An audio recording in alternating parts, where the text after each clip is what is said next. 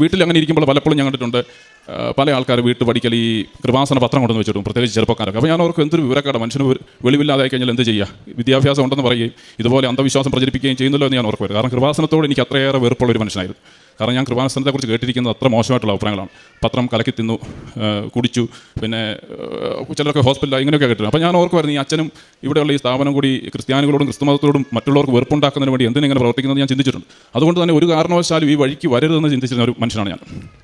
അപ്പോൾ അങ്ങനെ ചിന്തിച്ചിരുന്ന ഞാൻ, പക്ഷേ ഞാനൊരു 20 വർഷങ്ങൾക്ക് മേലെയായിട്ട് പള്ളി പോകുന്ന കാര്യത്തിലും പ്രാർത്ഥിക്കുന്ന കാര്യത്തിലും ഒന്നും ഒട്ടും വളരെ ശുഷ്കാന്തിയുള്ള ഒരാളായിരുന്നു. കാരണം ഞാൻ ഓർക്കുന്നുണ്ട് 153 മണി ജപങ്ങൾ എത്രയോ ചൊല്ലി ഞാൻ പ്രാർത്ഥിക്കുമായിരുന്നു. പക്ഷേ ഒരു കാലത്ത് ഈ ഇട ദിവസങ്ങളുള്ള പള്ളിപ്പോക്കിനകത്ത് കുറവ് വന്നു, അതുപോലെ തന്നെ എൻ്റെ ഈ കൊന്ത ചൊല്ലുന്നതിനകത്ത് കുറവ് വന്നു. പക്ഷേ പൂർണ്ണമായിട്ട് നിന്നില്ല.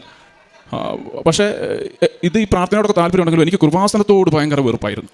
പിന്നീട് ഒരിക്കൽ ഞാൻ ഈ നാട്ടിലെത്തി, അതിനുശേഷം ഈ ഡോക്ടർ പോയി കണ്ടു, തിരിച്ചു വന്നു. ഡോക്ടറെ കണ്ടു, ഡോക്ടർക്ക് ഒരു കൃത്യമായിട്ടൊരു മറുപടി ഒന്നും പറയാൻ വന്നില്ല.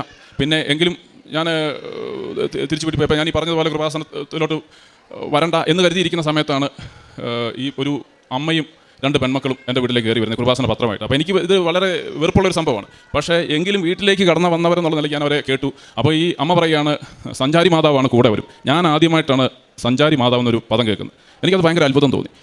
അതുപോലെ തന്നെ ഇവർ പറഞ്ഞു, ഇവിടുത്തെ വിശുദ്ധ തൈലവും ഉപ്പൊക്കെ ഉപയോഗിച്ച് അവരുടെ മക്കളുടെ ഓരോ കാര്യങ്ങൾക്ക് വേണ്ടി ഗവൺമെൻറ് സ്ഥാപനങ്ങളിലും ബാങ്കുകളിലൊക്കെ പോയപ്പോൾ ഓരോ കാര്യങ്ങളൊക്കെ വളരെ വേഗത്തിൽ നടന്നു കിട്ടി എന്നൊക്കെ പറഞ്ഞു. അതൊന്നും എനിക്ക് വലിയ പ്രത്യേകതയായിട്ട് തോന്നിയില്ല. പക്ഷേ അവർ ഈ മാതാവ് കൂടെ വരുന്നു എന്ന് പറഞ്ഞത് എന്നെ ഭയങ്കര സ്ട്രൈക്ക് ചെയ്തു. അവരെന്നോട് പറഞ്ഞു, പോകാൻ നേരം എന്നോട് പറഞ്ഞു, രാവിലെ ചെന്നാൽ ഉടമ്പടി എടുക്കാം എന്നൊക്കെ എന്നോട്